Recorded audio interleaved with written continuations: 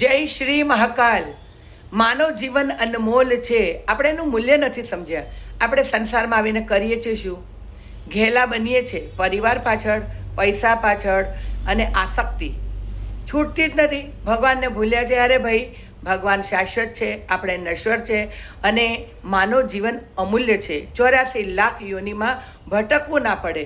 ચાલો ચેતી જઈએ.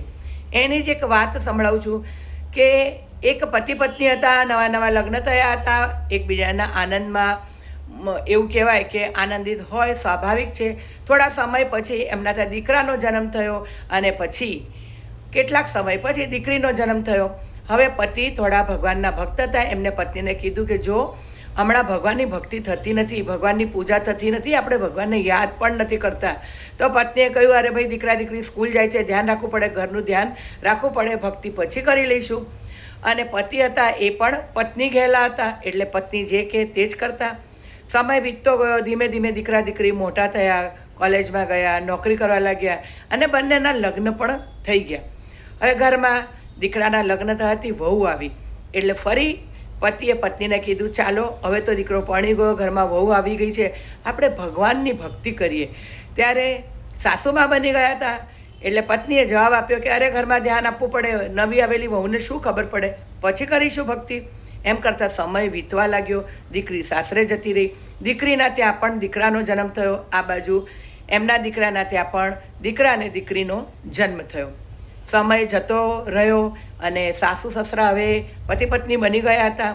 એટલે એમનું આખું ધ્યાન બાળકોમાં, બાળકો રમે એમાં ધ્યાન અને વહુ શું કરે છે એમાં ધ્યાન. સમય વીતતો ગયો. એક દિવસ એવું થયું કે દીકરા અને દીકરીમાં જે મન પરોવાયેલું હતું અને સાસુમાં બીમાર પડ્યા અને એમનું મૃત્યુ થયું. એમના મૃત્યુ પછી થોડા સમય પછી સસરા પણ ગુજરી ગયા, પતિ પત્નીનું મૃત્યુ થઈ ગયું. પણ માયા છૂટી નથી. એટલે બંગલાના કમ્પાઉન્ડમાં કૂતરી વિયાણી અને એમાં કૂતરી અને કૂતરાને જન્મ આપ્યો. હવે થયું શું કે દીકરાના જે બાળકો હતા જ્યાં રમવા જાય એની પાછળ જતા, કૂતરી પાછળ જતી કે દીકરો ક્યાં જઈ રહ્યો છે, કેમ કે મોહ માયાના આસક્તિ છૂટી નથી. એ એના ભાઈબંધ સાથે ઊભો રહે, ત્યાં જઈને કૂતરી બેસી જાય અને કૂતરી જાય એટલે પેલો કૂતરો પણ પાછળ પાછળ જાય. એટલે દીકરાને એ ગમતું નહીં. બાળક નાનું હતું એને એની મમ્મીને જઈને ફરિયાદ કરી, મમ્મી મમ્મી, હું જ્યાં જાઉં છું ને આ કૂતરી મારી પાછળ આવે છે અને મને શરમ આવે છે, અને આ તો આવે છે પણ પેલો કૂતરો પણ પાછળ આવે છે.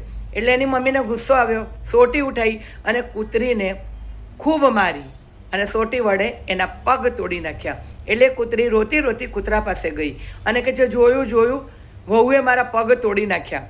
ત્યારે કૂતરો જે એનો પતિ ગયા જન્મમાં, તો એને કહ્યું, જો હું તો તને ગયા જન્મમાં કહેતો તો ચાલ પરમાત્માની ભક્તિ કરીએ, પણ તારી મોહ માયા આસક્તિ છૂટી નહીં અને તારી માયા મને ના છૂટી.